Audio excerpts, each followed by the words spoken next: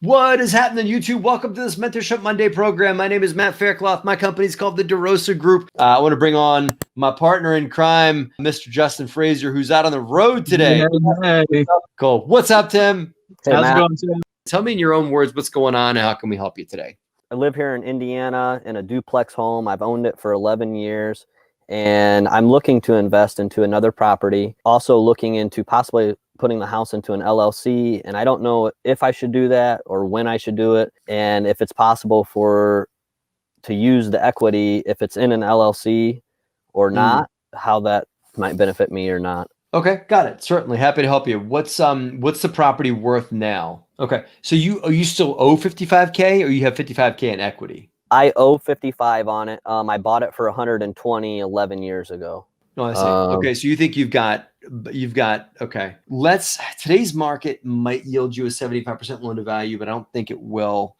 So, or 80% loan to value on a rental property. Let's do it at 75. Okay, that puts a loan to value that's potential to get a loan on the property at 90. And you currently have 55. Is the 55K through a traditional lender, bank? It's FHA loan. You think it's still worth 120? I know you haven't had an appraisal, but I mean, everything's gone nuts lately. Huh? Yeah, and I've done quite a bit of work on it. It's got a new roof on it. It's had quite a bit of repairs done in the inside. I would definitely hope it's worth quite a bit more than 120. Look, what do you hope it's worth? Let's 150, I think. 150 is realistic. Okay. Mm-hmm. All right. Okay. Here's what I would do. I need Justin to verify this. Here's my idea. Okay.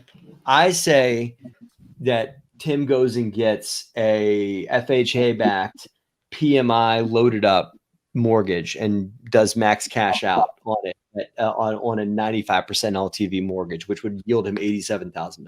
What do you think? How do you get $87,000? Oh, above the 55 that he owes. Because I took $150, I multiplied it by 0.95. Yep. That tells me how much he can pull out. I take out the 55K. He's left with $87,000 in a fixed rate mortgage. Yeah, I mean that's cheap right now. So if you can leverage up and go to 5% and get a loan for 95% at these rates, then it seems pretty smart. And then the question for me is, what are we going to do once we get that money? What are we going to go do with that? And is that enough to do what you want to do? Do you want to move anytime soon? Yes, I do. Do you have plans for the money already? So we've talked about possibly finding some land with a rustic cabin on it or something. I mentioned to you about the yurt, maybe doing something temporary, getting a little cash flow going on something that's already there with Airbnb or something. Somebody on Facebook figured out that you're in a yurt, by the way. They said, is Tim sitting in a yurt? And I'd write back, yes, he is. So let's talk about the yurt since it came up. Let's talk about this a little bit. What are your thoughts on what you could do with a yurt on this land? Well, I mentioned the Airbnb thing.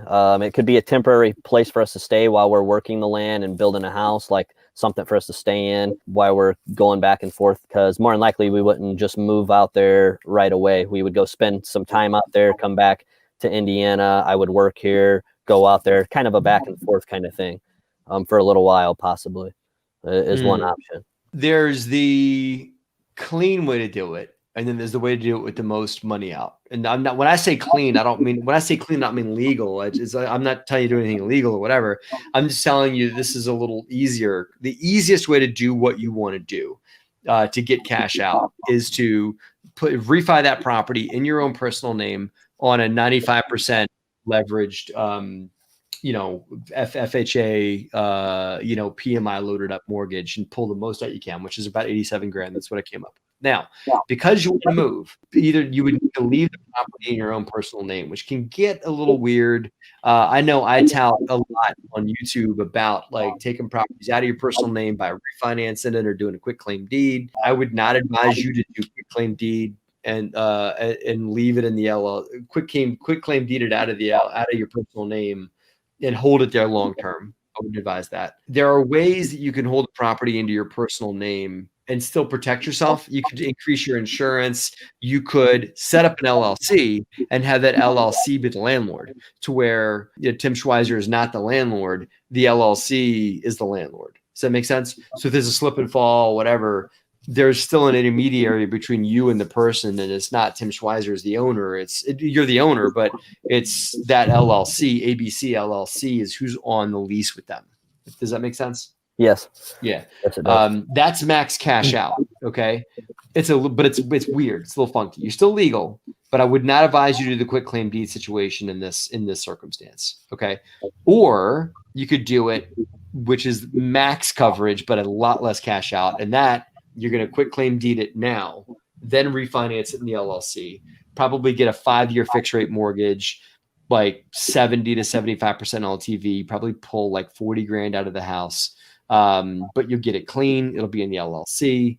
You can air quotes sleep better at night, but I would still sleep just as well the other way too, So you could do that in the LLC swap. Okay.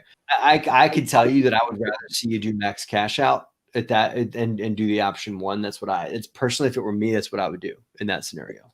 Why do you need the house anymore? I guess we're planning on moving to another state, and we're not sure how it's going to go, and we kind of feel better about holding on to the house maybe for a few years just to get our feet settled on where we're going to move and make sure everything goes through well and we like where we're at and don't want to come back. LLC swap, because if you do the LLC swap and then you move and if like this experiment, the experiment you're doing with the land and the yurt and all that kind of stuff, if that doesn't work out and you want to come back to the house, then it's like you're moving back into a property you own in an LLC, and you've now given up all of the benefits that owning the property in your personal name gave you. You've walked away from all that. Now you're like a tenant in your own home.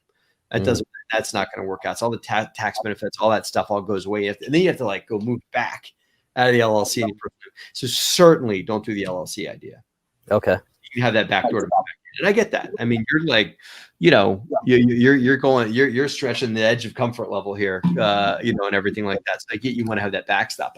So I totally get that. What do you think, Justin? Yeah, so sounds like, Matt, the way that you're recommending it is that he'll end up with about 40 grand after the refi. Are those the right numbers? 87. 87. Yeah. He's Tim's telling me, because he's an awesome craftsman, and he's made that house himself handily worth from 120 up to 150 grand through all his handiwork, right? So 150 grand is the new value. 95% loan to value is what he's going to get on that 95 on that FHA mortgage. He's going to pull like 120 grand, 140 out of the property in new debt. That's going to pay off the 55,000 and have 87 left to go into his pocket. Perfect. So what are we doing with the 87, Tim? Finding this piece of property, hopefully with a little rustic cabin on it, somewhere out in the woods. Is that enough? Is 87 going to do it? I think it'd be kind of pushing it for what we're looking for. That helps having something to start shopping for. We really haven't been able to look too deeply into it because we really don't know what we have to work with. We didn't want to sell the home. We only have so much saved up. What you could do is if you walk into the door on the landowner, as I understand, Tim, a lot of folks that own land, it's funny, land and businesses get sold a lot on seller financing. When I say business, I mean like you want to buy a laundromat or you want to go buy an HVAC company or something like that, right? Because it's actually hard to get bank financing on those things, and it's hard to get bank financing on land too. As I understand it, and I haven't done that many land deals, and I've never bought a business, but as I understand it, those two transactions get financed a lot. You could find a piece of land like you're talking about there, and find a seller that's willing to float not a ton of it, maybe 50% of the purchase price to you. So you plunk your cash down and you make them a monthly payment for the rest of the debt. Yeah, that might be an option for us. It sounds a little more manageable. It opens up more possibilities for you. Mm-hmm. For sure. I like that idea. Instead of being limited to how much cash you have. And if you're going to do additional improvements to the property, like meaning if you're going to get in, is your vision to make this land deal a income producing property, or is this just a lifestyle shift for you and your spouse? Lifestyle shift. We have a young daughter that we would like to raise in a little bit different environment.